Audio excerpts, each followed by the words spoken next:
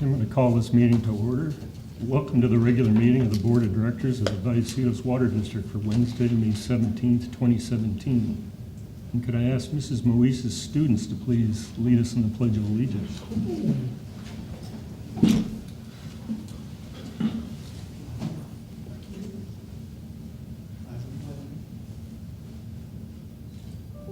Ready, begin. I pledge allegiance to the flag of the United States of America and to the republic for which it stands, one nation, under God, indivisible, with liberty and justice for all. Thank you. Good job. Could we have a roll call, please? Here. Here? Here. Here. Okay, next is the adoption of the agenda for this regular meeting of May 17th. Move to approve? Been moved and seconded to adopt the agenda for tonight's meeting. All those in favor say aye. Aye. Opposed, say no. Carries unanimously. Public comment. Persons wishing to address a matter not on the agenda may be heard at this time. However, no action will be taken until the matter is placed on a future agenda in accordance with board policy. I've got one request to speak from, at this time, from Mr. Michael Hunsaker.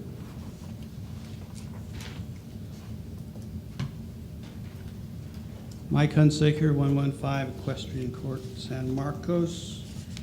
I am still puzzled by some of the capital improvements, and ones that considerably puzzle me is the question of using sodium hypochlorite that is produced within the district. The processes to make hypochlorite use chlorine gas. Yet the justification, according to the capital improvement program, is that we don't want to use chlorine gas for anything because it is dangerous. Yet we do not have any problems. The other puzzling thing is why we have spent so much on the new master water plan. We still do not have even a rough draft. If you spend $90,000 out of $105,000 to date, you'd expect some sort of rough draft that can be viewed. Thank you. Thank you. Okay, next we have presentations, and we have the North County Water Agency's fourth grade calendar contest winners. Thank you, President Elatharp. A pleasure to be here this afternoon. This is our annual Be Water Smart fourth grade calendar contest. And before I start, this is something that I haven't seen before, where we had all of the student winners. We had over 50 submittals. All of the student winners came from Alvin Dunn Elementary School. All of the student winners are from Susan Moise's class. And Susan, I'd like to, Susan, can you come on up here for a second? Oh, and it looks like,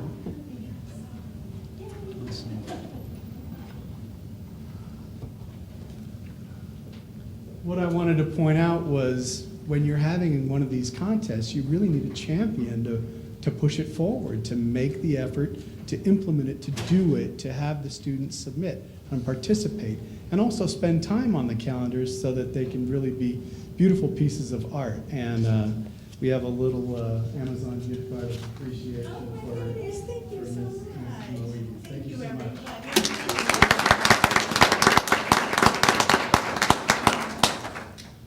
So let's start off with our third place winner. It's Zion Perkins. Come on up here, Zion.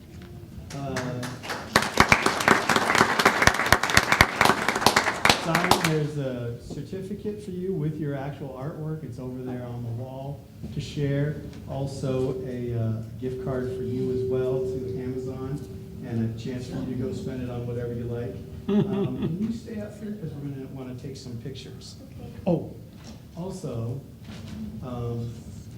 just goodies, water conservation stuff, because that's part of my other job too. Our second place winner just was able to get in is Zari O'Donnell. Zari, can you come on up?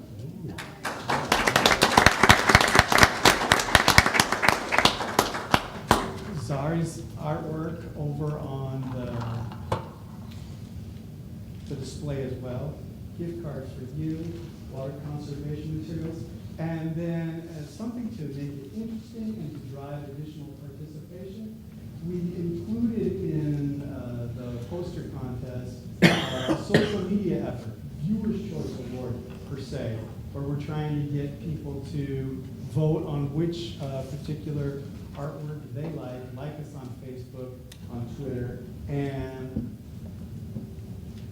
you are our Viewer's Choice winner, so congratulations. Yogurt party over at Menchie's Yogurt, their sponsors. And last but not least, I don't know if anybody noticed, but we really did good with the back half of the alphabet here. Zion, Zari, and Yaneli. Yaneli, can you come on up?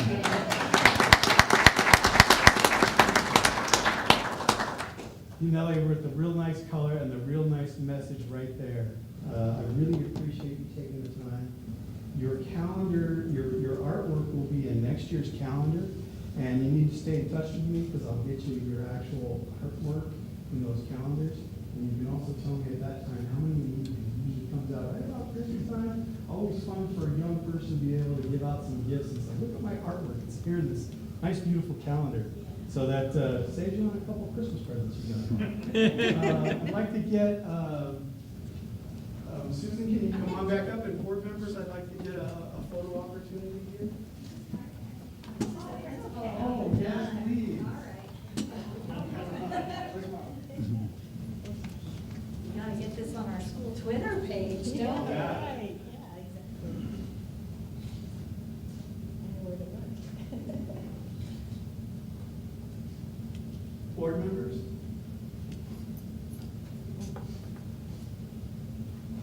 We want to make sure we get all of them. Thank you, excited, everybody. Thank you Yes. so much. You're welcome Thank so much. you. Wonderful Stay job. here, huh?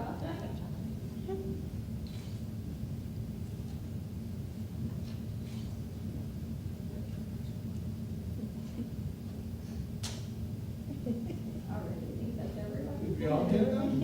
Perfect. Parents get a chance to get one? All right.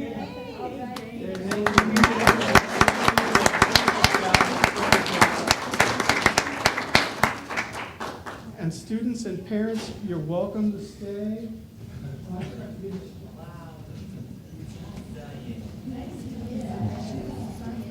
Thank you, Mommy. Oh, this sucks. Goodness.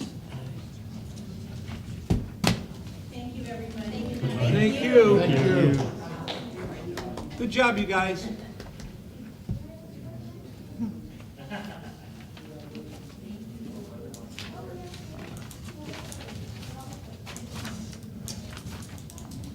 Did you forget that kid in the back on the left-hand side there? Yeah.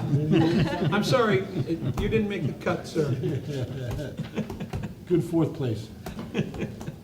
Okay, our next item is the consent calendar. All matters listed under the consent calendar will be voted upon by one motion. There will be no separate discussion of these items unless a board member or member of the public requests that a particular item be removed from the consent calendar, in which case it will be considered separately under action items. Move to approve the consent calendar. Second? Moved and seconded to approve the consent calendar. All those in favor say aye. Aye. Opposed, say no. Carries unanimously. Okay, on to action items. 2.1, adoption of a resolution by the Board of Directors approving Encina Wastewater Authority's fiscal year 2018 operating and capital improvement budget. Thank you, President Vallecitos and members of the board. On page 36 of your board packet starts a request, a recommendation for the board to adopt a resolution approving Encina Wastewater Authority's operating and capital budget. On April 26th, Encina Wastewater Authority's board and their joint advisory committee approved the budget per their agreement, per their revised basic agreement. Each member agency of Encina Wastewater Authority needs to adopt a resolution to approve in order to ratify and in order for them to actually appropriate money towards the budget. And that's what you have before you.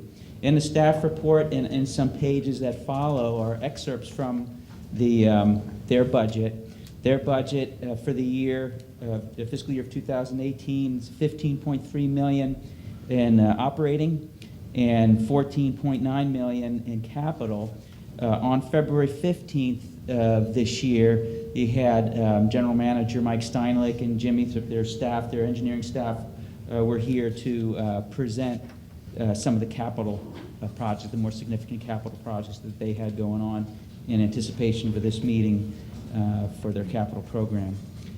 That amount I just mentioned was for the fiscal year of 2018. They had gone over the spending plan for 5 years. So the pages that follow are excerpts from the budget that break down both the capital program and the operating program by function and then by member agency as well. I'd be glad to answer any questions you have, but recommendations before you to adopt the resolution. Okay, questions? Director Martin? Who makes up the Joint Advisory Committee? It's the same board members.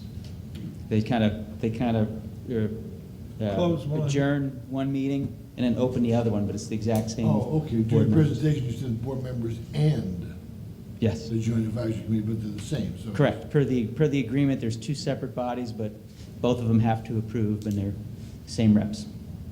I'm going to assume that both of our members approved? Yes, we did. Yes, we do. I just wanted to make a comment and say, thank you, gentlemen. I thought Mike did a beautiful presentation, that you kept us up to date in your reports, and looks like it's very well done. And if it's going to move for approval? Second? Okay, it's been moved and seconded, but before we vote, we've got one speaker on the item. Oh, sure. Mr. Hunsaker. Good catch. I didn't do so well last time. That's okay. You're Quick question, I think it's page 42 of your packet that indicates a revenue increase of almost 100% in 1 year, and that sort of surprised me, and I was wondering if this has been factored into the cost of service. Thank you. Thank you. I'm not exactly sure what line item Mr. Hunsaker is referring to, but the information contained in the EWA budget has been incorporated into our cost of service and our rate projections.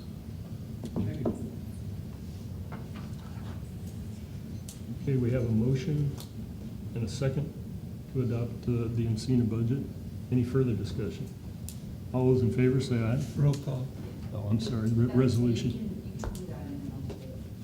Okay, that's, we can just do the roll All call. right, this will be resolution 1516. Director Evans? Yes. Director Hernandez? Yes. Director Martin? Yes. Director Olson? Yes.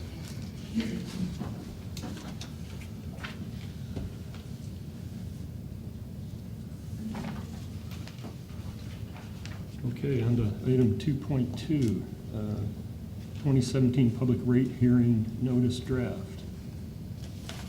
Yes, you have before you another draft of the, starting on page 43 is the report. On page 44 is a draft of the 218 notice. I do want to point out right away a typo on page 1 of the notice. That paragraph below that first table is supposed to be eliminated because it was referring to an option 1. That's what and we were wondering. That's got to be out of there. The table itself is self-explanatory because now it has January, and that's the effective dates of all of them, so there's no need for the explanation below. So that will be eliminated from the prior draft. This draft includes changes from the May 3rd draft you saw, in that we had the Water Authority's draft proposed commodity rates, what their staff intend on bringing forth at the San Diego County Water Authority.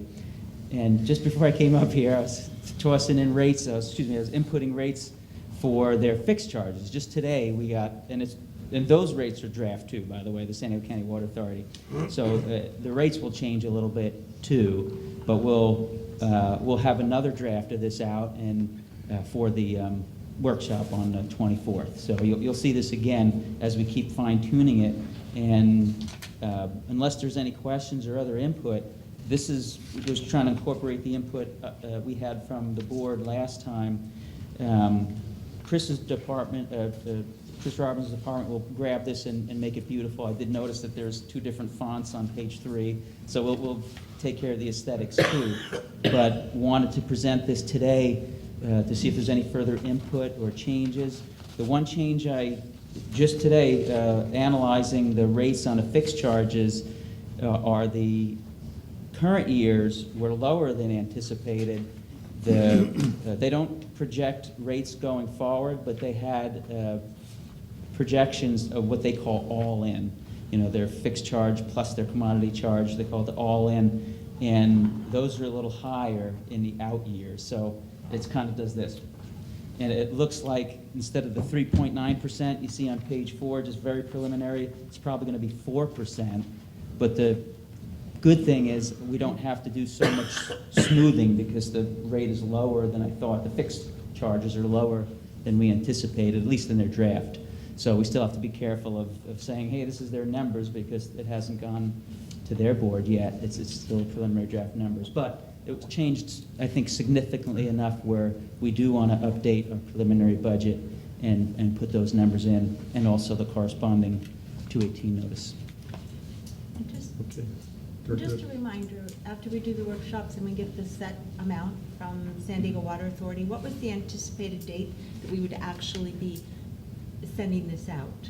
Well, the June 7th is what we're targeting for the meeting to Right. present a recommended budget, present a recommended notice, and if the board approves the notice at that meeting, then, we need prep time, about 10 days or so, and then it can go out after that. And So then, sometime towards the end of June.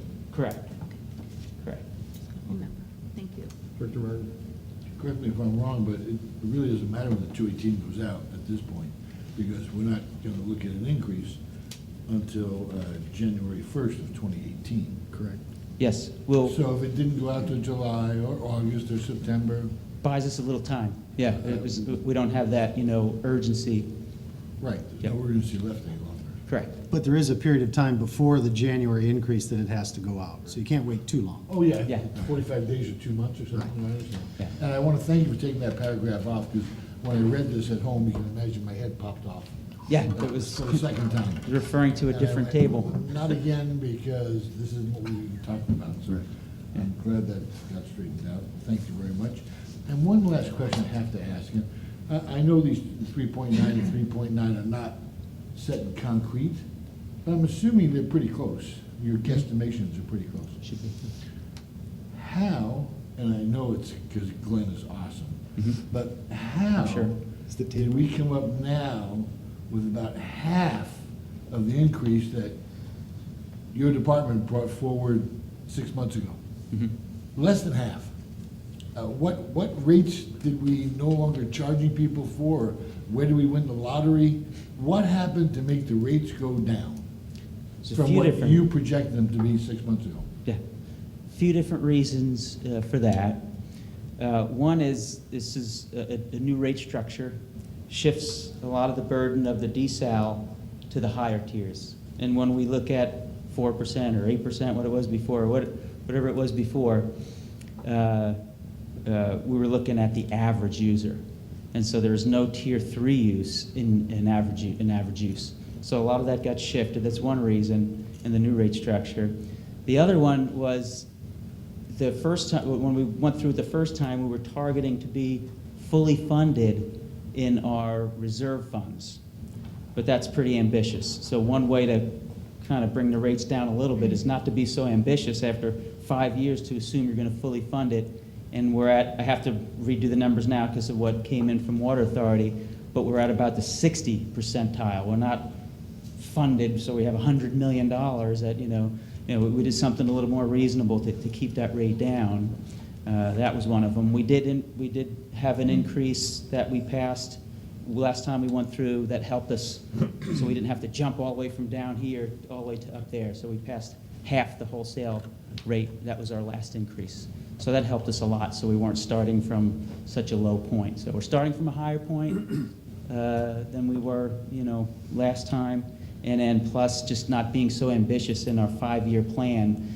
Don't have the cash position we would, but it's good enough to, well, I don't want to steal Glenn's thunder, but to get to maintain our AA+. So So to try to recap for a layman, what you just said was, Mhm. you rethought it. yeah, And you came up absolutely. with a different way of keeping the costs down for all of our people. because I thought one of the years was like 9.2%. It was just unbelievable numbers. Well, yeah, so what was passing half the wholesale cost? What was that worth in It percentage? was 0.05. It actually worked out to be a very good percentage. It was close to what we were going to be anyway. I think it was like 5%. Yeah, okay. Because the way it is currently, before we get the structure, the wholesale rate was a melded rate for all tiers. It was the same rate for all tiers. You know, with the new structure, you're going to see the lower cost water in Tier 1, middle of road in Tier 2, and the highest cost water in Tier 3. So again, the new structure along with the new GN, helping to focus on where the structure should be. Keeping those rates down. Brought our rates way down. And thank you very much. Thank you staff, all three CPAs, the general manager, and most of all, the board for holding up on voting on that last year and waiting for the fresh set of eyes, which I think made a big difference. But thank you. Thank you very much. Thank you. Good job. Okay, that's all I had, no action. Yeah, and I was wondering if on page 3, if it might help to clarify things on the headers where it says effective 2018 and 2019. Do you think it'd be better to put January in front of both of those, like is on the first page? Yes, It would. I can do that. Yeah. Yeah, I absolutely. think that would That's better good. clarify when in each year they would be You're effective. talking about on the water commodity? Well, I think all three Oh, of them. and up there too, yeah, There's absolutely. actually 4 charts that have it. Yeah, we can do that. Good input. And that's all I had. Like I said, it's a work in process, and you'll get another version as we fine tune it. Could be Thank you. less, huh? Yeah. What's that? Can it go down? Up a little bit.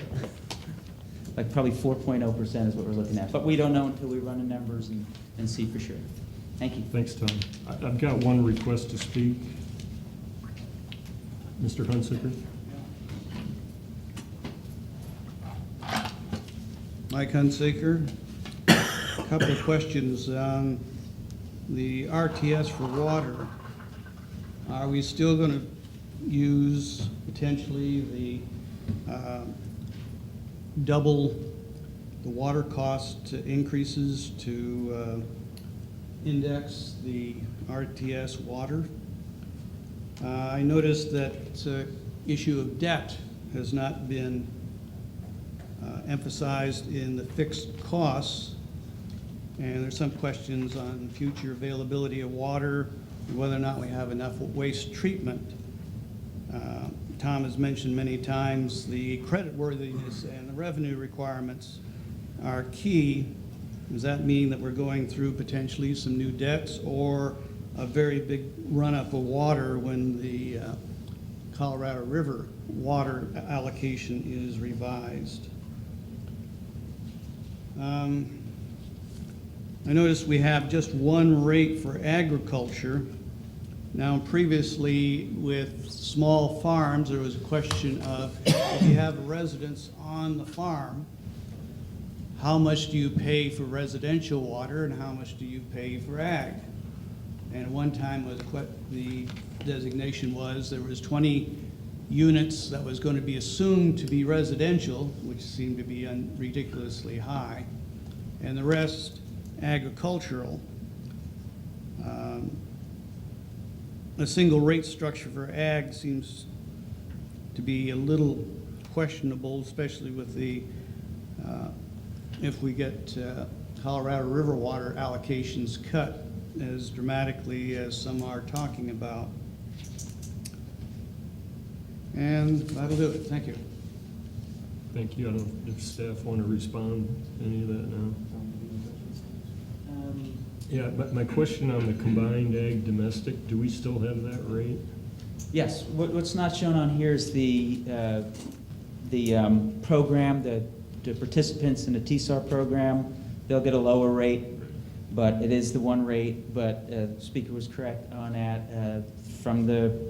Starting with the Metropolitan IAWP program and with San Diego County Water Authority's program, if you have one meter that is combined use, part domestic and part ag, they consider the first 26 units 26. to be domestic, and then after that it's ag. So they're subject to the tiers up to 26 units, and then there's the one tier after that. The debt issuance does not impact these rates directly because that debt service coverage is coming out of the capacity funds, that's all for growth related, so it doesn't have an impact on fixed costs for these ready-to-serve charges. Thank you. Okay, on to item 2.3, ordinance proposing pump zone charges for calendar year 2017.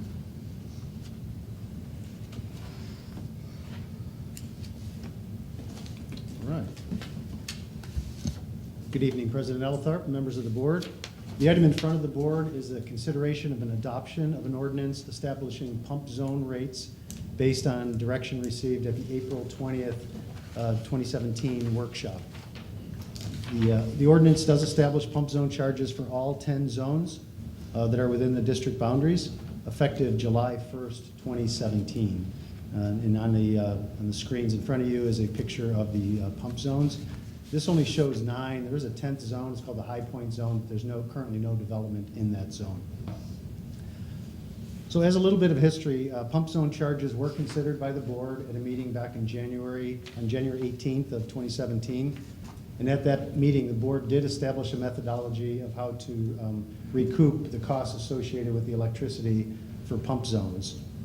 The board, so they did adopt a methodology, but they did direct staff to go ahead and notify all the pump zone customers that the rates were being considered and to give those customers some time to express any concerns that they may have. Based on the feedback that we did get from pump zone customers, a second letter was sent out to those customers inviting them to a board meeting which was held on March 15th of 2017. And at that meeting on March 15th, there were several additional alternatives that were presented to the board for consideration. On April 5th, another board meeting was held to further consider the item. This meeting focused on the approach that is now known as the weighted lift volume approach, which basically considers how high the water is being lifted when it's being lifted to a pump zone. Obviously, properties at higher elevation requires more electricity and higher costs than those at lower elevations. And finally, a public workshop was held on April 20th. And at that meeting, the board considered the method to be used to recapture 95% of the electricity only. So a lot of the other costs associated with pumping water were not included. We were just trying to capture about 95% of the electrical rates. And we also talked about the timing and phasing of how quickly do we put those rates into effect. At the meeting, at the workshop on April 20th, the board did direct staff to implement a process to recapture 95% of the electrical costs over a 3-year period. Following this direction, pump zone charges would be adjusted on July 1st of 2017, July 1st of 2018, and July 1st of 2019.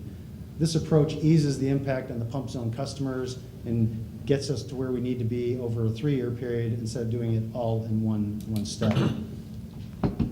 The ordinance being considered by the board only adopts the first set of those increases, those to be effective July 1st of 2017. Subsequent increases to recover the full 95% of the electrical costs will be included in future ordinance adoptions. So today's action does not commit the board to the future steps, although it is staff's recommendation that we move forward to recapture the full 95%.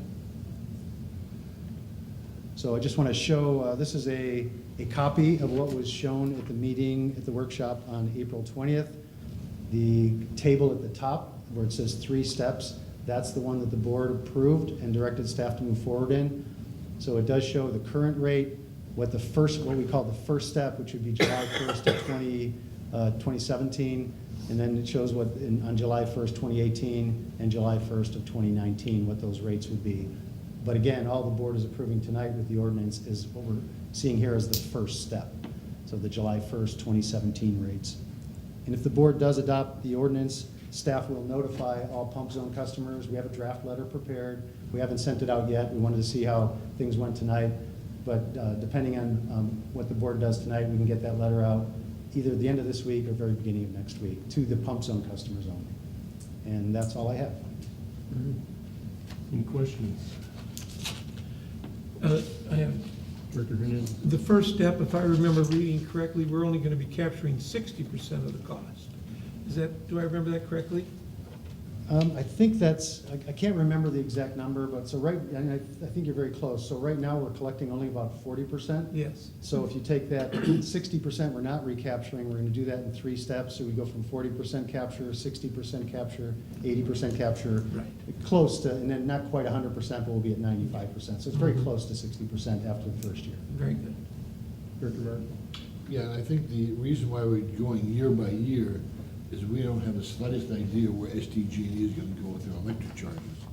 So rather than doing a 3-year guesstimation, better off we do it every year after we see what SDG&E's charges are gonna be to us. Right, yeah, thank you for that. So if you look at the chart, we do have numbers for July 18 and July of 2019, and those were based on certain assumptions. The 2018 rate was based on assuming that SDG&E electrical costs went up 4.75%, and the next one was assuming it went up 5%. So we built in assumptions, but you're exactly right. Next time the board considers this, which will probably be about maybe a year from now or so, we'll actually look at what the rate increases are by SDG&E, and we'll make whatever adjustments we feel are appropriate. Okay, any other questions? Okay, I've got a request to speak from Malcolm Matheson. We have Mary. Okay, Mary Matheson.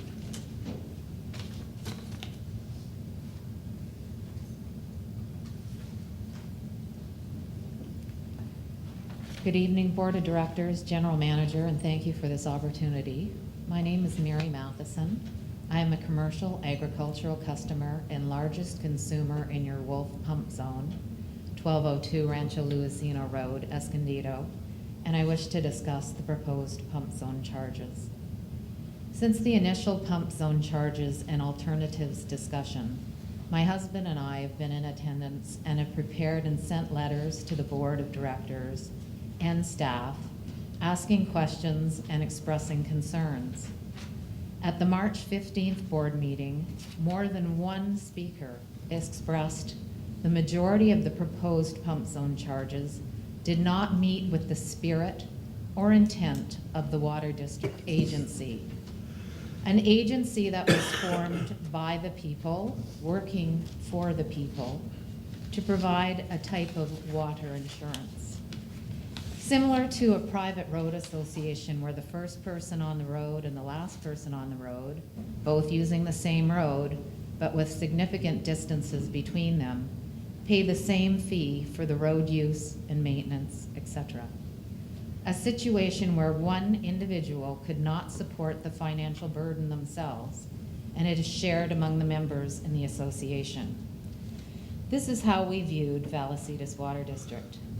We believed the spirit and intent of the agency was to work together as a whole and not differentiate, penalize minorities, and cause financial hardship. Not once has our director, general manager, or other board members reached out to acknowledge the receipt of our letters or respond in any fashion whatsoever.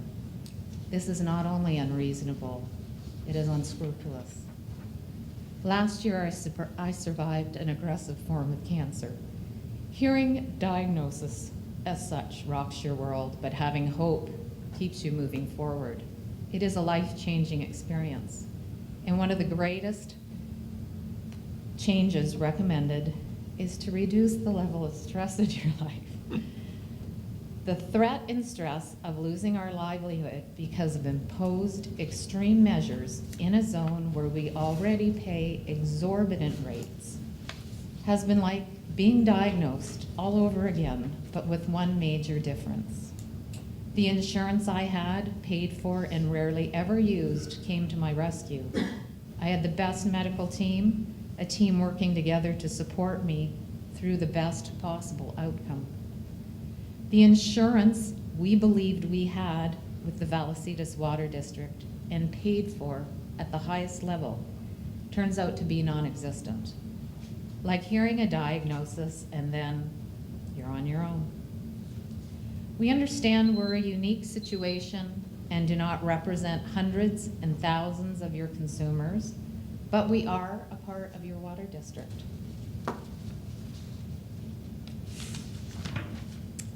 Our Wolf Pump Zone cannot be abandoned or discontinued because it still provides a utility service to homeowners, fire protection, etc.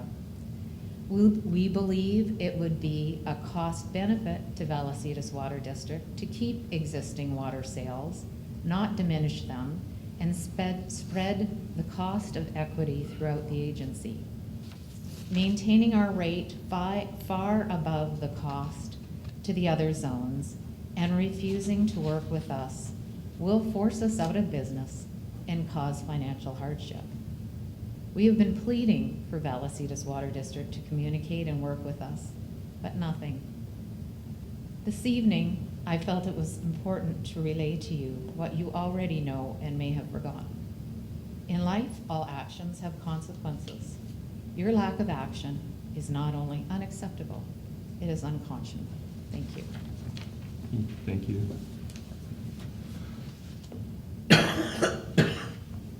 Malcolm, do you want to speak?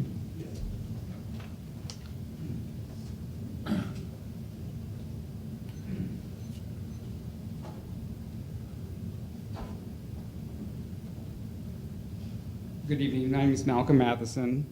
I live at 1202 Rancho Luciano Road in the Wolf Pump Zone. We are high-use agricultural customers. We also grow avocados. We're a major grower. I just want to let you know, after reading this, the Vallecitos Water District 55th anniversary from Congressman Brian Bilbray, whereas, I'm stating here, whereas the Vallecitos Water District was established on March 24th, 1955, to create a reliable source of water to feed the San Marcos and Twin Oaks Valley large agricultural centers. Thank you. You're going to put us out of business. Director Hernandez. Unless I'm reading this wrong, your rate is going to go down. And I know it's still high, but it presently is. Our question has been an ongoing rate. Well, here's my biggest concern. I work for the largest avocado company in the world. I'm a manager with them. I have several customers that are avocado growers in Zone 3. They are currently being subsidized heavily at 15 cents a unit, whereas we are paying 58 cents. We're paying probably much more of a greater share of what we should be getting up to because our rate does go down. But on July 1st, we go down to 57 cents, and Zone 3 goes to 29 cents. I'm going to be out of business in 2 months. I can't afford to go through the rest of the year paying that rate difference. Whereas my heavily subsidized growers in Zone 3 are paying 29 cents. Great. And then the following year, they go to 44 cents. I go to 55 cents. I'll be a residential customer by then. And then finally, in 2019, 2 years from now, I'm going down to 54 cents. Great. And they do go up to finally up to their fair share of 58 cents. But in the meantime, I got a slow death. They have a slower death. Thank you. That's my biggest concern, is that there is a definitely discrepancy in that there is a zone difference as it exists now, and it has existed for several years. And there is a discrepancy there, and I think it needs, all I'm asking for, at least as an individual, whether it's pump zone, Wolf, pump zone, I'm looking at more as an individual for myself, my wife, our family, our operation, to stay in business for at least the next 2 years. And that's my main issue is that discrepancy. We've been overpaying for a considerable amount of time. We've asked for support documentation to substantiate why other zones at our elevation or similar elevations have been paying considerably less than ours.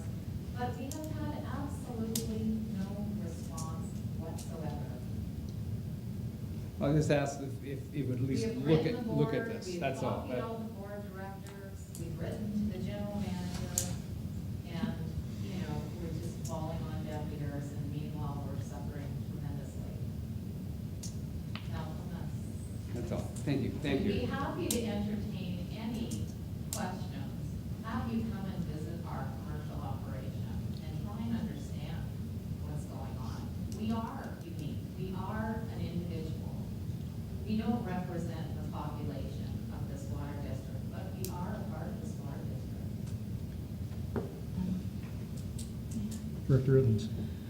I'm going to direct this to you, General Manager, and then possibly to Ed. First of all, I owe you an apology personally for not getting back to you. And I did have medical reasons I didn't, and I passed it on to our GM, and I apologize for him because for whatever reasons he didn't respond to your first letter.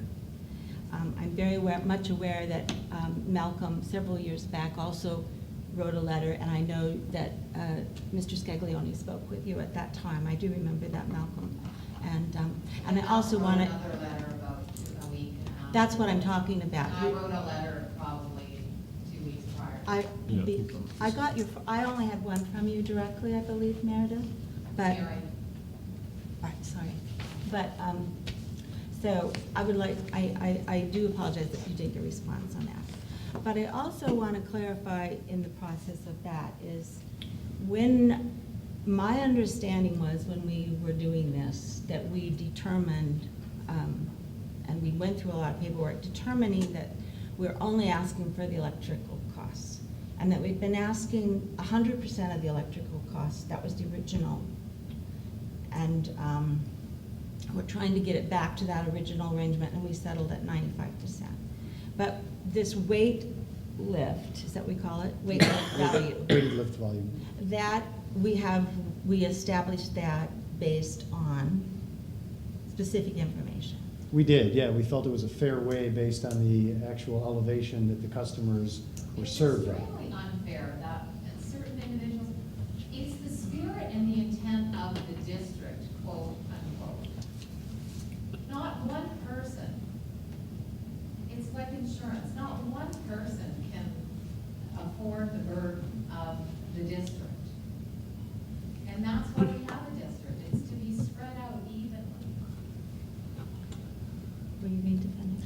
I would add that the vast majority of the district's operating costs are spread in the fashion that the speaker is talking about. So we'll just put the vast Could we let the manager speak, Please ma'am? stop You've had your interrupting. public speak time. Let the manager answer the question, please. So for example, when we install pipelines, we don't charge somebody more because they happen to be further from the point of introduction of the water to their residence. That's kind of what we call a postage stamp lot or rate. No matter where you are in the district, you share equally in those costs. Pump zones are different. I mean, it's a very specific cost. It provides a very specific benefit to a very specific group of users. And that's what the whole premise of this is that those users that benefit specifically from this should pick up those costs. Having said that, the board did direct staff to not try to pick up 100% of the cost. So we're looking at electricity only. If we threw in some of the other operating costs, that would raise this even further. If you look at the entire cost of operating the pump zones, electricity and other costs, you probably have to add another 20 to 25% on top of the costs to capture all the costs.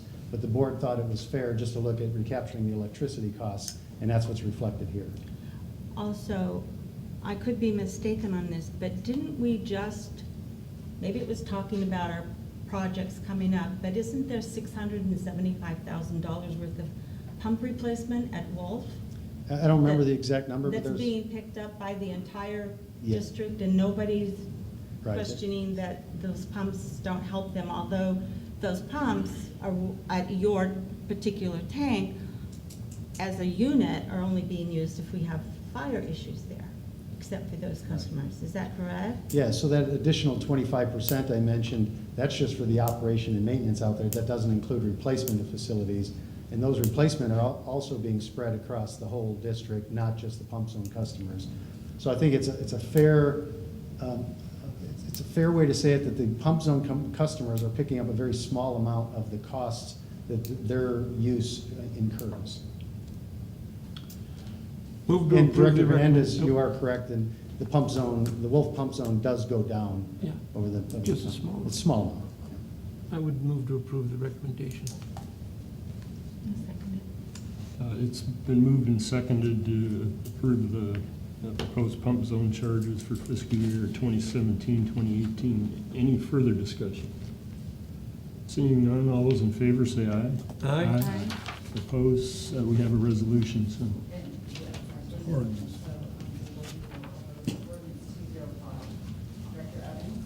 Yes. Director Hernandez? Yes. Director Martin? Yes. Director Eldred? Yes. Thank you.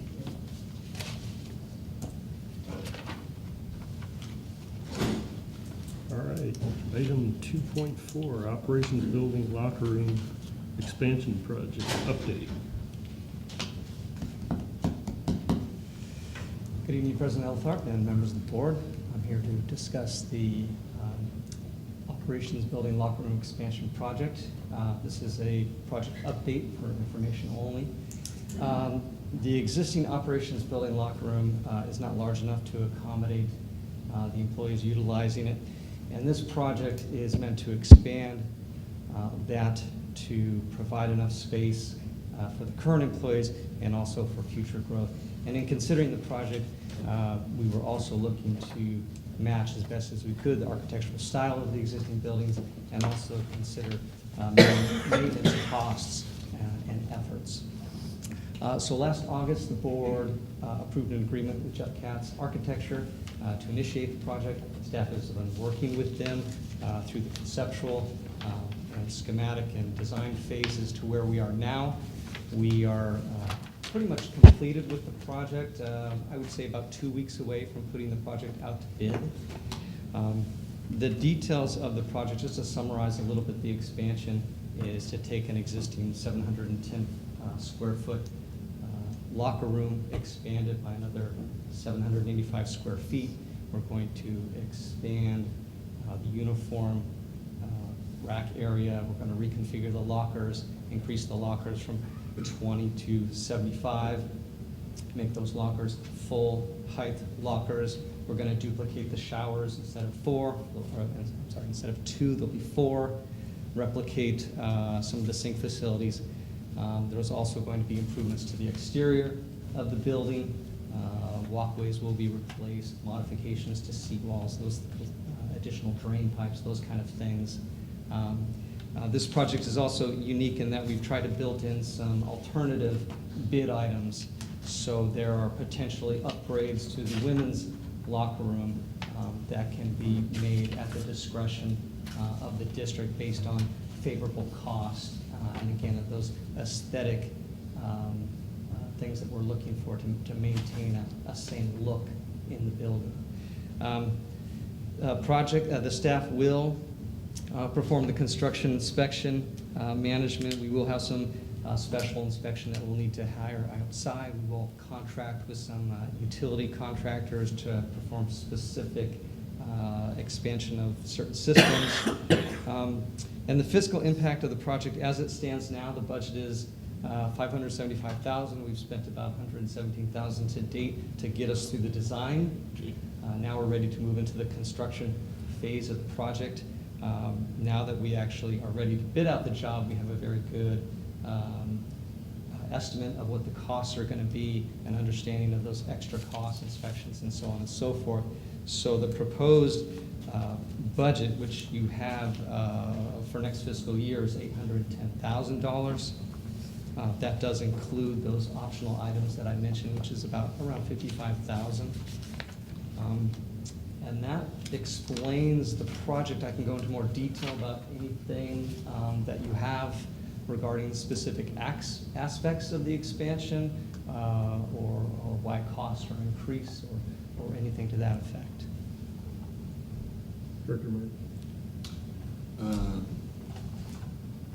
Taking a limited tour today with staff, the thing that really gets me is it's very well needed. Our staff really needs, or the majority of our staff really needs this facility. I don't know if people in this building need that facility, but the guys that work over there. We would like to get some of the operations staff out of our locker room. They need a facility, they need lockers. But what I was struck by is the largest expense is adding on to the building. It's not tenant improvements. we have a very large building here in Building A. And inside of this building, I understand we already have 2 showers. Inside Building A, 2 showers. That is I don't know where correct. they were, I didn't look at them, I didn't see them, I didn't see where they were, but there's 2 showers here. We currently have one person, one female that uses that one shower over there. One working person that uses that shower over there. Not office personnel, but someone that needs a shower over there. My thought process goes that I really like you to rethink this and get out of the box and get out of the utopia thinking of $800,000 shower installation, which I can't see how I can sell it to anybody. And look at potentially taking the women's over and doing the TIs in there necessary to make the women's and the men's all one, and potentially expanding the shower in this building, wherever it may be, with an outside exit, an outside entrance. I don't know where they are in here. But give some more thought to having to not build 3 walls, because that's expensive in a new roof. When we have the extra space in the facility, it may not be as convenient, but it's there. And spending $800,000 to me is ridiculous. I'm sorry. It's just way too much money to put in on a shower, and that's all it is. All it is a place for people to shower and put their lockers in. I mean, it's a changing room. So that's my personal opinion. Thank you, Director Hernandez. I'm of a similar opinion. However, I would like to see where the mop flops on this, if you will. And I don't mind sending it. I mean, we've all spent a ton of money on the thing. I'm overwhelmed by the overhead on the first phase of this, 25% of the whole project and overhead.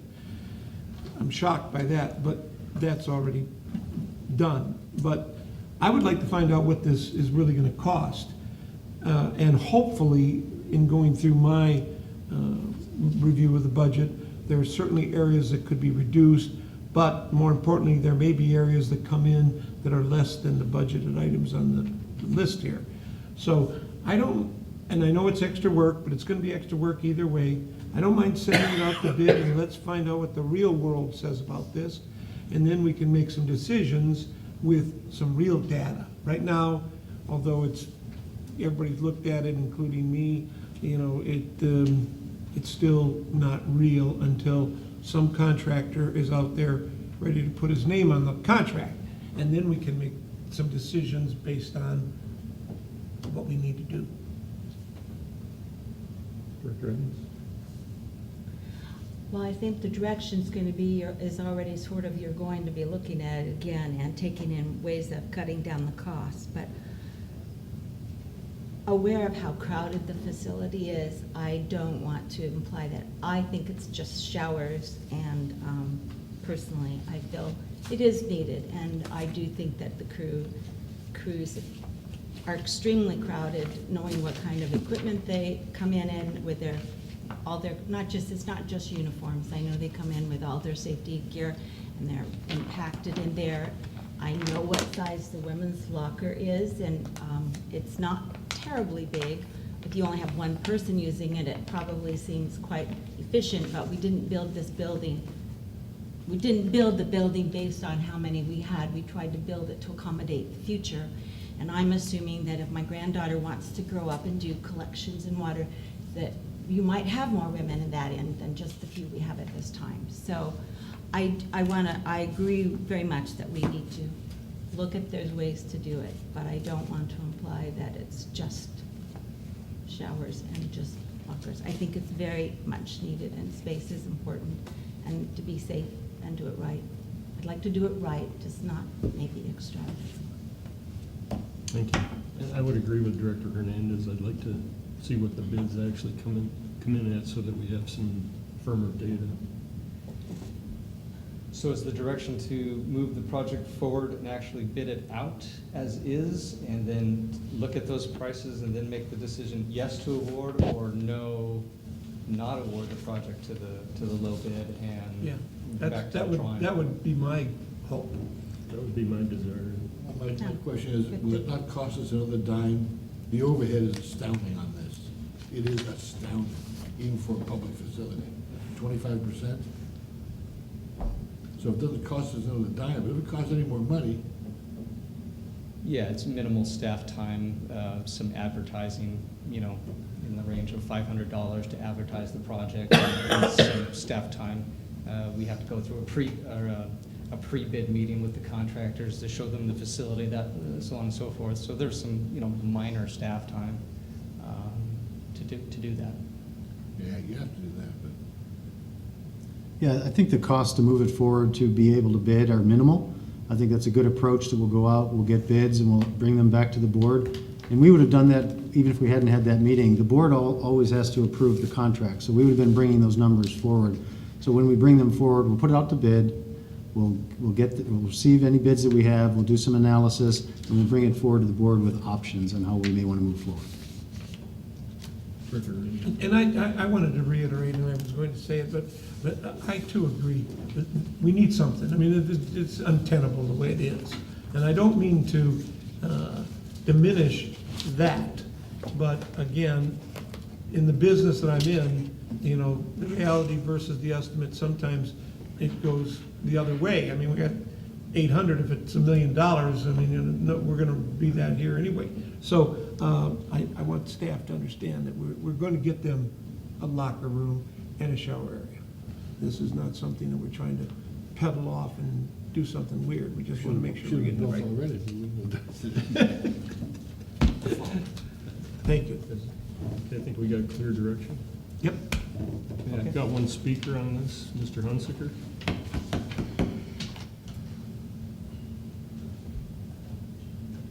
Mike Hunsaker.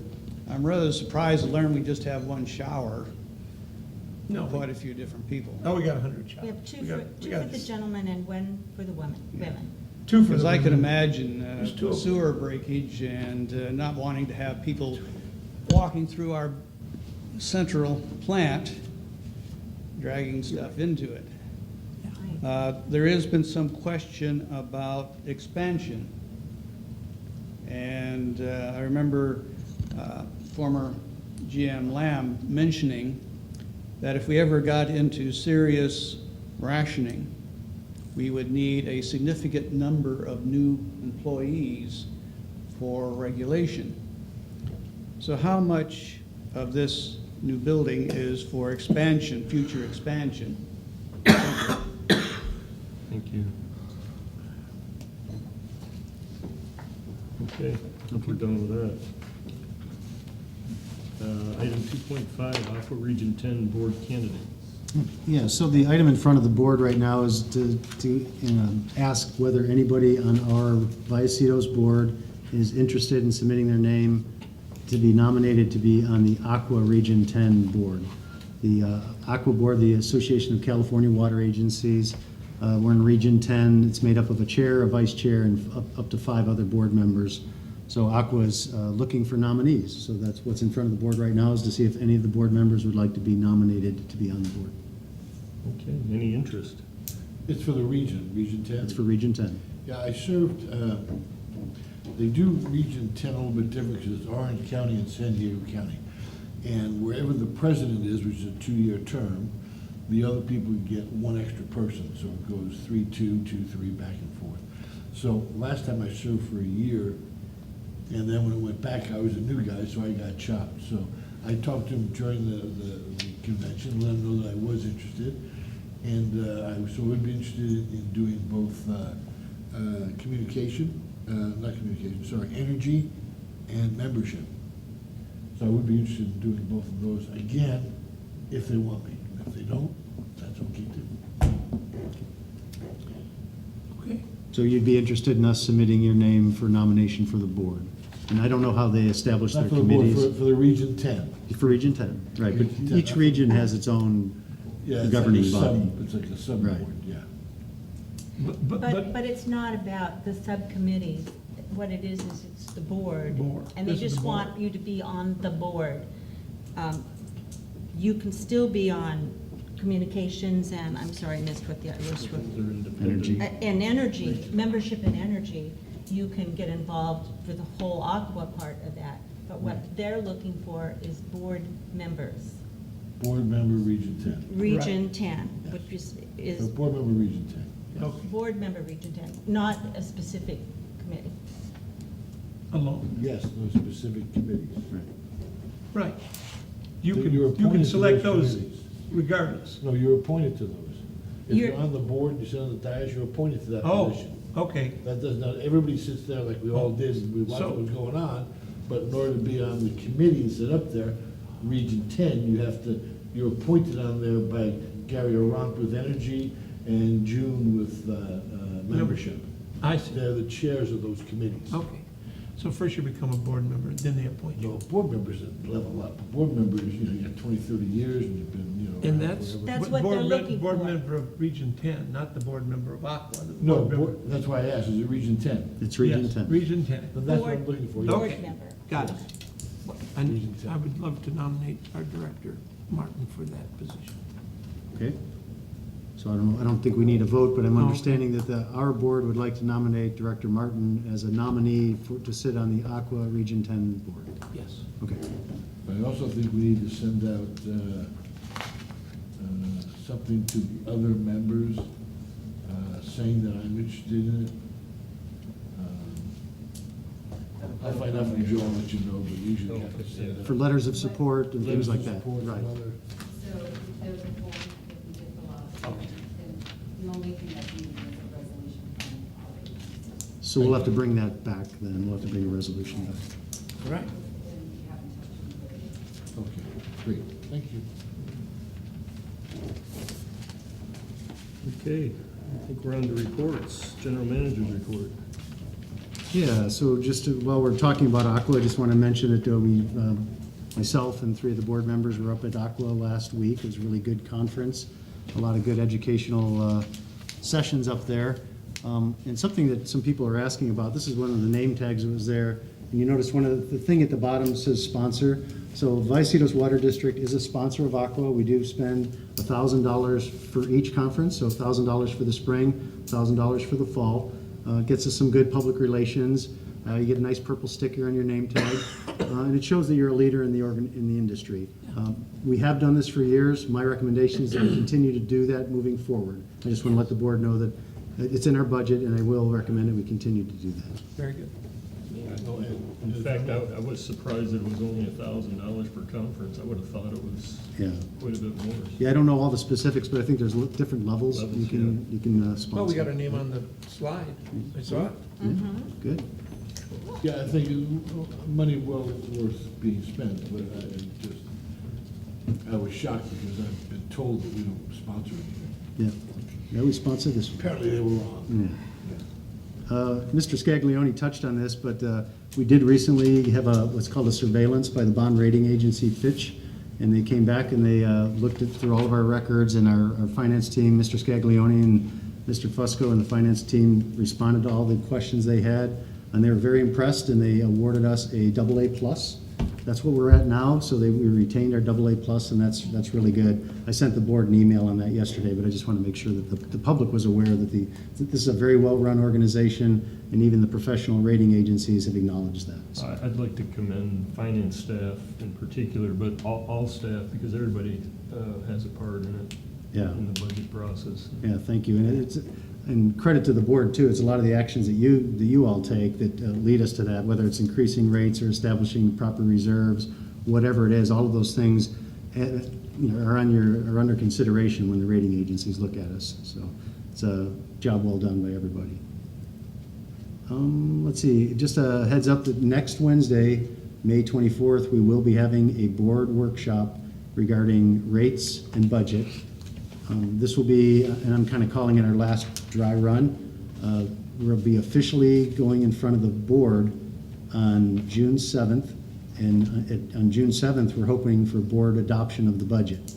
So when we meet next Wednesday on the 24th, that's a good time for all the board members to come with any questions they may have. That will give staff a couple of weeks, or at least a week, to address those and prepare the package for the June 7th meeting. Just to let you know, I do have a potential conflict, Okay, which I won't know till that day, but I'm pretty well prepared okay, good. for the ta-da moment. Okay, no comment on the ta-da. Yeah, made my comments known before.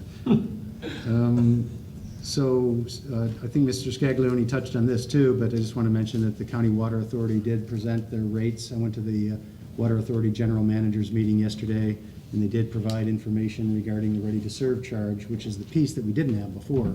They had given us their commodity rates before, but not their ready-to-serve. Now we have the ready-to-serve.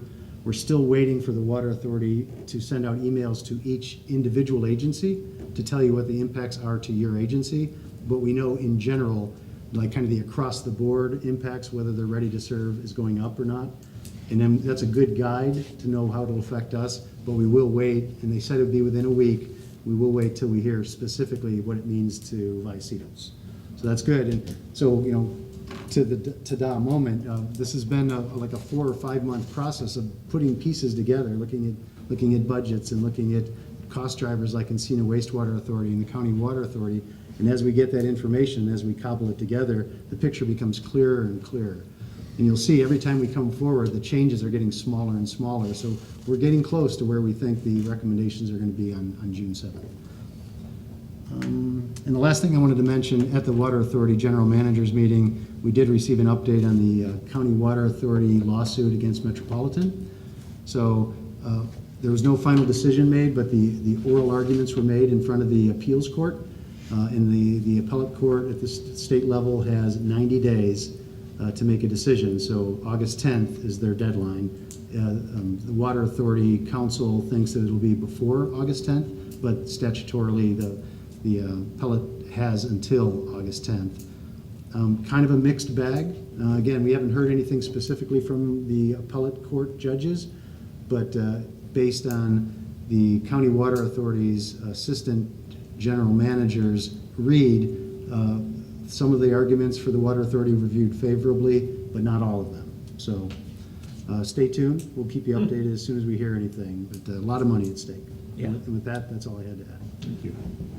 Something in your last report that came up while we were up at the Aqua, which I just want to mention to the whole board, if they don't know, and to the attorney, is that Tuesday night after our meeting, I got a telephone call from the mayor, and a telephone call from 2 of the council people going, what is going on with Vallecitos water? And well, we had Mina show up and want equal time to what we had given, to what they had given the Water Authority to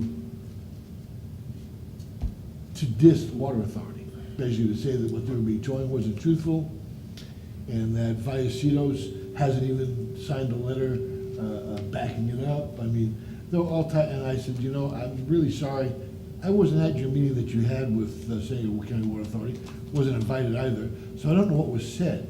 So I can't really answer what this lady was saying. This lady apparently follows the Water Authority around and then does this. I don't know if San Marcos is the only one, if there's other ones coming up.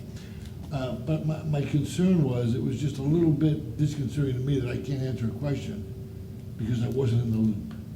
So I think, you know, in the future, we might want to, as there's a chain of command going up, there's also a chain of command coming down, at least so that we knew what was being said, so I could have given them better information. Right. I ended up giving them information the next day after acquiring it, but Okay, I can add some information, some background that may be helpful, but it looks like But, Director. and I heard that she was gonna speak, so I did go. So, I mean, she told us the things that we have heard before, and she's coming here, gonna tell us. I didn't know that Mina was gonna be there, or else I'd have gone to that one.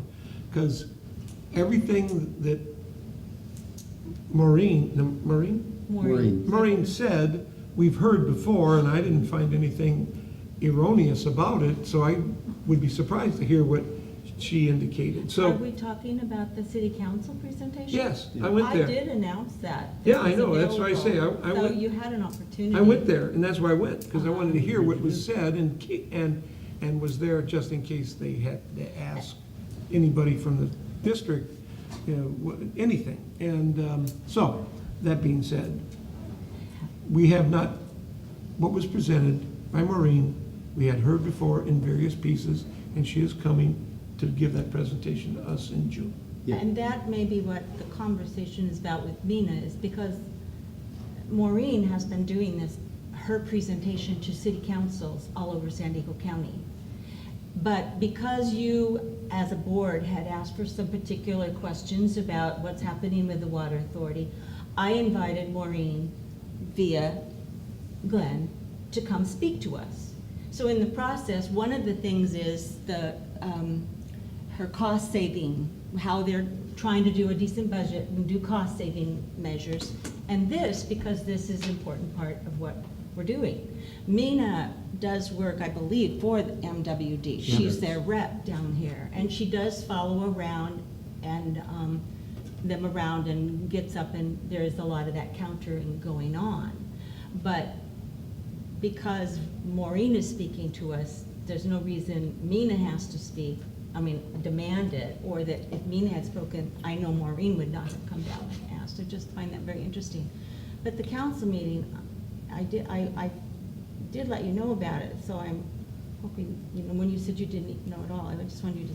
Oh, no, I knew that she was going to the council You meeting. didn't come. What I couldn't answer was the question that, well, did Maureen tell us the truth? I go, well, I don't know what she told you. She didn't speak to us. I wasn't Okay. at the meeting, so I don't know exactly what her presentation was even about.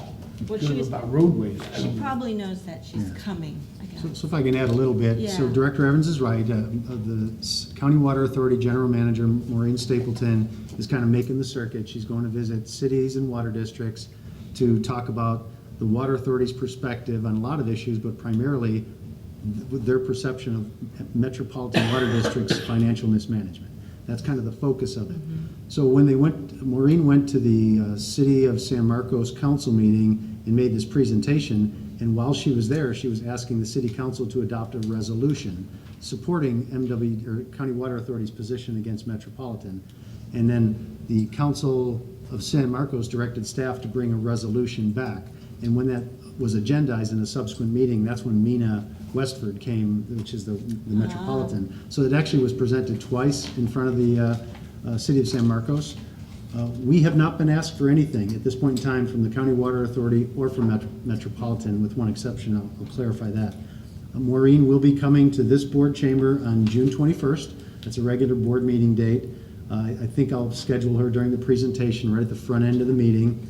I have been contacted by Mina from Metropolitan Water District. She's asked for equal time. I've coordinated with our board president, Director Elitharp, and we've agreed that it seems to make sense, so let's hear both sides of the story, because I'm guessing that at that meeting on the 21st, Maureen's going to make an ask of all of you to say, hey, please adopt a resolution. And it would probably be good before you make that decision to have heard both sides of the story. Oh, I love that. So right now, June 21st, it'll be at the beginning of the meeting. You'll hear a presentation from Maureen, and I don't know if it'll be Mina. It may be Mina, it may be somebody else, it may be their general manager, I don't know, but somebody from Metropolitan has asked to speak at that meeting.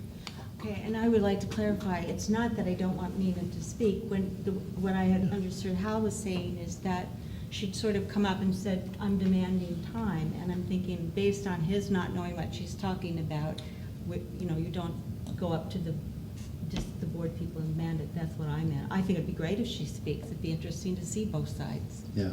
So that Yeah, in fact, when Maureen visited us, it's maybe been a year and a half ago, Mina was in the audience. So Yes. She follows her around when she can. And Yeah. yes, Yeah. very much so. So, I mean, that's essentially her job at Metropolitan, is to tell and see what the water authority's up to and what they're doing. I think she's their only employee in San Diego County. Yeah, That's what exactly. she does.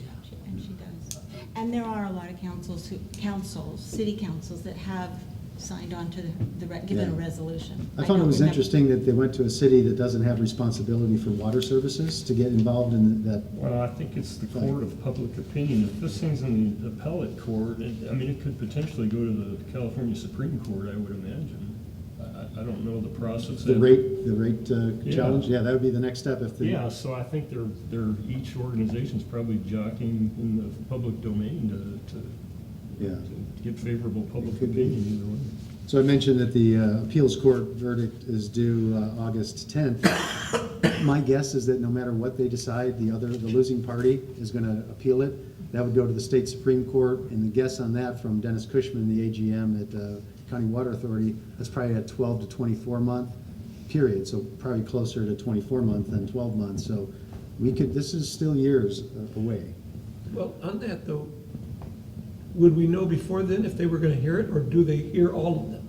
No. No, They they choose. 99% of the cases are not heard by the Yeah. Supreme Court. Okay, Do they so wait it has to have 24 a months? novel question, which this does have characteristics of that, so that there is a possibility that it might, perk the fancy of the court. They might want to take a look at this. And there's been a history of these kind of cases going all the way up the ladder. Okay.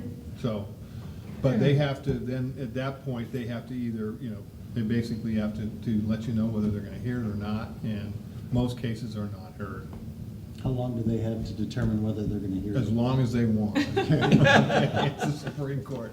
But they have a calendar, and they try to, I think these are estimates, fair estimates that they try to do, but it's, even the Court of Appeal, if they wanna kick it down another, few months, there's nobody's gonna tell them they can't, okay?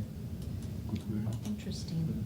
I thought, I'm probably 100% wrong, but I thought one of the reasons that we haven't signed is because we are part of the County Water Authority. And therefore, we're already part of the suit, are we not? No, We are a member agency of the County Water Authority. But we're not a party. We're not a party We're to not the a party lawsuit. to the suit. Right. We're a beneficiary of the suit. Yes, and Potentially. you have an indirect membership, obviously, because we are a member of the Water Authority, but as a legal entity, we're not a party to this lawsuit. Okay. Thank you, sir. Is I'm that done. it for your report, District Legal Counsel? Anything else? Mr. President, I don't have anything. Okay. Next, San Diego County Water Authority. well, the Water Authority doesn't meet until next Thursday, and I don't even have my agenda yet. That will come on Friday, so Glenn's giving you an update. But I did have an update that came in late last night regarding the CAWU meeting, when we had Glenn Farrell speaking about the bills and how the trailer bill was of significance, and a little concerned about how legislation was going. So on this one, it just was saying that on yesterday afternoon, Assemblyman Member Eduardo Garcia, who's the chair of the Assembly Water, Parks, and Wildlife Committee, which is the first one I told you a lot of these bills had gone through, he announced the formation of a bipartisan legislative working group to focus on the long-term water use efficiency policy areas. And I'm going to pass this out to you. He lists all the different agencies that are on it, but he's tried to gather from the whole state. And although it's not clear how this legislative working group will proceed, it's a very positive sign that the legislation, at least the Assembly, is not willing to just allow the budget to sit still. Sorry, Dana, could you what? Yep. And let it occupy space. So that was exciting. And the comments from the Assemblyman were, Governor Brown's proposed budget calls for an increase in water conservation investments. The legislature must be proactive and get to work establishing the framework for what those policies should look like, stated Garcia. It is essential to engage my colleagues from both sides of the aisle and representatives of California's diverse terrain. We have assembled a balance of rural, urban, coastal, mountain, northern, and southern voices committed to setting equitable priorities to protect our state's most precious resource. And I thought this was a very enthusiastic and exciting thing. Sorry, I can't count. Oh, mine's not here, it is.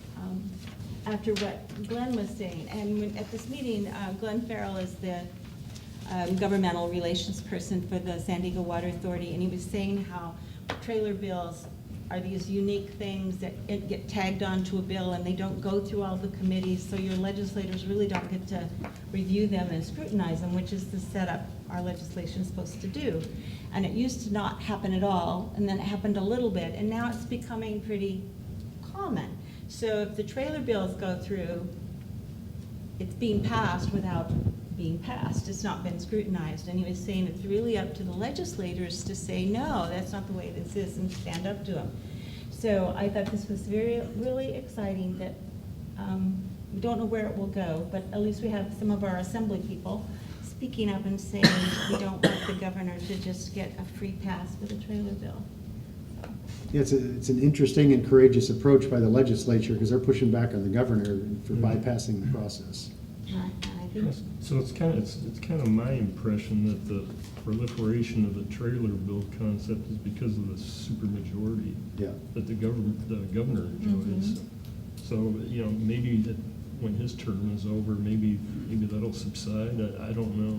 it'd be lovely if it did. So I guess we need to stay tuned. May I comment, do you know that bill, the design bill, the immunity bill for the design professionals? I found out that was actually, there was a deal cut when the budget, when they just increased the, was it the tax on vehicle gas. fees, vehicle fee taxes? That they cut a deal with the legislator that if you do this for me, you vote for this, then we'll get your bill through. And that's exactly that's how the sausage is made. That's what they did. They gutted a bill, and within 2 weeks, that thing was sitting on the governor's desk. And where before he didn't sign these kinds of things, he signed it, and that's how the deal was cut. So I thought, boy, it's pretty bad. I was gonna say, and I'm kind of jumping ahead to the meeting, Go but ahead. I would say I was very interesting to have someone who's been dealing 25 years with the government to say how incredibly political it's become, and point out that the bills on water that are going through right now, there's just as many that are negative as positive. So if they both pass, they just kind of cancel the whole thing out. And that there's thousands of bills just to get a bill in there, and then it's just a whole different world, isn't it? Thank you, I'm done. Thank you. Encino Wastewater Authority, any report? Yeah, the important thing, we had our capital meeting this morning, and the good news is we have a preliminary study coming to us. We had a preview of it this morning on our fog, and we're up 30% on the energy Wow. creation. And what we thought was gonna be a 5-year payback, looks like it's gonna be 4 or less, and they're gonna be looking at more. So very positive on that part, and that was the end of my report. I have no report on the Policy and Finance Committee. I was up at Aqua, and so I missed that committee meeting. So. Next, standing committees. I don't think we had any since the last board meeting. Yep. Okay, directors' reports on travel, conferences, seminars. Start with Director Martin. This month, May 8th and 9th, I was up at Aqua JPIA, which was held in Monterey, of course. Different hotel. It was at the Hyatt Monterey, which is on the other side of town. But it was really a nice venue. A lot of great takeaways. It's amazing how much they actually do. We're very fortunate, I think, to be affiliated and have all of our insurances through them. They talked about how much money they gave back this year. I think it was like $4 million. I don't think we got any of it, but a lot of the districts did. And the other thing that was really good news for staff to hear is that if you get a drone, it's now covered by JPI insurance. If you follow all the rules and you get it certified, you get it registered, and you keep a log just like it's a regular aircraft. But they noticed, and I know because I use one, but unless you get one for $2,500, it's not going to do what you want it to do anyhow, in any type of wind. And where you guys are up on the top of all the hills, there's a lot of wind, so you might even need a bigger one. But up to 55 pounds, you can fly it without a license. Now, over 55 pounds, that changes the whole world. But you get, they're so lightweight, but the lighter they are, the more the wind can knock them down pretty quick. So something to think about if you're looking at one. So that was great news with them. JPA again is growing. And Aqua itself has 12 new members this year. So Aqua is working on their, and of course Gary Arant's working with his Energy Committee. And he's just a great presenter. Keeps you always in tune, watching what he's doing. So great guy, a lot of knowledge. So that's it. Oh, yesterday was at Kawa, but we already that was talking about trailer bills, Yep. which not to be confused with mobile home parks. Right, Director Hernandez. Likewise, the Aqua, one of the conferences I went to is deep, dry wells for capture of stormwater. So, very interesting, very opportunist, much different than some of the things that I've heard after that first flush. Katie barred the door. Pump it all you want. So, we'll see where that goes. Same with the cow. Okay. You know. I attended Aqua as well. I was there the whole week. I attended a couple committee meetings, the groundwater committee, which was, it's getting bigger every year with the state Sigma implementation, and that dominates the discussion at every one of those committee meetings. I attended the energy committee. That's been dominated by a tariff redesign by the three investor-owned utilities in the state. So, and essentially, and I think staff's aware that major change in the time of use periods, which could adversely affect a lot of operations of a lot of water districts. So, I attended the attorney's program on fundamentals and issues of groundwater rights, which was extremely esoteric, and I learn a little bit each time I go to those things. You're sick if you like that. Yeah, California's got the most complex It's system great. of water rights definitely in the country and probably in the world, so it's very interesting. I attended an energy committee program on small hydro challenges and opportunities. That was pretty interesting. I attended a finance program on affordability programs that meet Prop 218 and community needs, and that was expertly moderated by Mr. Scaglione. So, kudos to Tom for doing a great job on that. Learned a lot at that. I attended also a rate-setting challenges from the attorney's perspective on meeting Prop 218 requirements and other state mandates. Friday, we got a federal update, which probably about the same as we got back in the DC at the Aqua conference 2 months ago. So there's so much turmoil back there. It's hard to know what's going on. But, that's it for Aqua. I attended the Council of Water Utilities yesterday, and that was a very interesting update on the legislative side from the two personnel from the Water Authority. That's it. Okay, other business, there's information on the Bay Delta Tour, WEF tour. Director's comments, future agenda. Director Hernandez.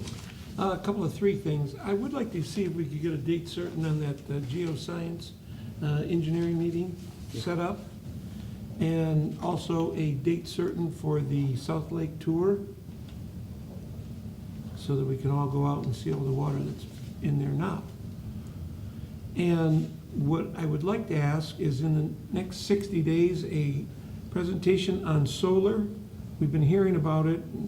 Things have changed over a couple of years, but I'd like to get an update exactly that may help us in some way on our energy costs. Good question. Will that tour of South Lake, will that be the glass bottom boat that Ed has right there? With fishing poles. Okay, Yeah, good. yeah. All right. Bring your poles. Waders. Okay, any other director's comments? I have none. I think we're done, and I'm going to adjourn this meeting. Let's see.